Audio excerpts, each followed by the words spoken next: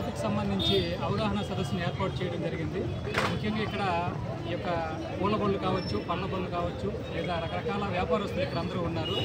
మనకి పబ్లిక్ నుంచి కొన్ని చిన్న కంప్లైంట్స్ వస్తున్నాయి. అందరూ కూడా ముందుకు వచ్చారని చెప్పేసి దాని మీద మేము వాళ్ళందరికీ వ్యాపారస్తులు అందరికీ చెప్పడం జరిగింది. వాళ్ళందరూ కూడా వారి యొక్క ఏదైతే కేటాయించిన స్థానాలు ఉన్నాయో దానికి కూడా వాళ్ళంతా కూడా దూరంగా జరిగారు. అదేవిధంగా పబ్లిక్ కూడా మా యొక్క విజ్ఞప్తి ఏంటంటే ఈ మార్కెట్ ఒకటే కాదండి, బయటికి ఎక్కడికైనా వచ్చేటప్పుడు టౌన్లోకి వచ్చేటప్పుడు దయచేసి ఏవైతే ట్రాఫిక్ సంబంధించిన రూల్స్ ఉంటాయో వాటిని పాటించాలని కోరుకుంటున్నాము. ముఖ్యంగా తల్లిదండ్రులకి మా యొక్క విజ్ఞప్తి ఏంటంటే మీ యొక్క చిన్నపిల్లలకి లైసెన్స్ లేకుండా, డ్రైవింగ్ ఎక్స్పీరియన్స్ లేకుండా డ్రైవింగ్కి పంపిస్తుంటారు. అటువంటి వాళ్ళకి అలా బళ్ళు డ్రైవింగ్కి ఇవ్వద్దని చెప్పేసి కోరుకుంటున్నాము. అలాగే టౌన్లో మనకి చాలా తక్కువ స్పేస్ ఉంది కాబట్టి ఏదైనా వెహికల్స్ పార్కింగ్ చేసేటప్పుడు కొంచెం పార్కింగ్ స్థలం ఎక్కడైతే ఉంటుందో అటువంటి ప్రదేశాల్లో మీ యొక్క వెహికల్స్ని పార్కింగ్ చేసుకోవడం కావచ్చు.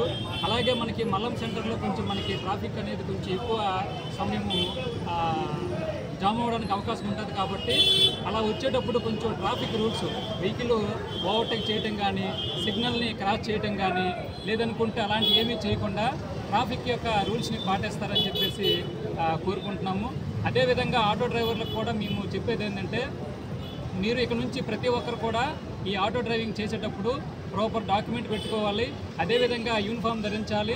అలాగే మీకు ఇచ్చిన ఏదైతే కొన్ని పాయింట్లు మీకు ఉంటాయి ఆ పాయింట్లలో మీరు మీ యొక్క ఆటోల్ని పెట్టేటప్పుడు మీకు ఇచ్చిన ప్రదేశాలు, పార్కింగ్ చేసుకోవడానికి ఇచ్చిన ప్రదేశాల్లో మాత్రం మీ పార్కింగ్ పెట్టుకొని మరలా మీరు అక్కడి నుంచి స్టార్ట్ అవ్వాలి.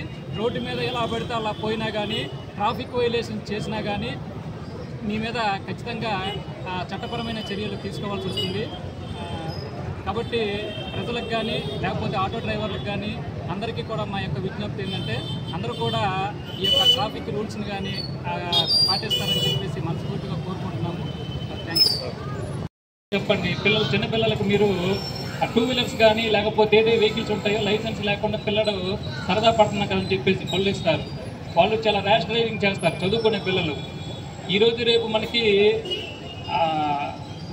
వయసు అయిపోయి మరణాల కంటే యాక్సిడెంట్ల ద్వారా జరిగే మరణాలు చాలా ఎక్కువ ఉన్నాయి. ప్రతిరోజు మీరు పేపర్లో చూస్తే, ఎందుకంటే వెహికల్స్ ఎక్కువైపోయాయి.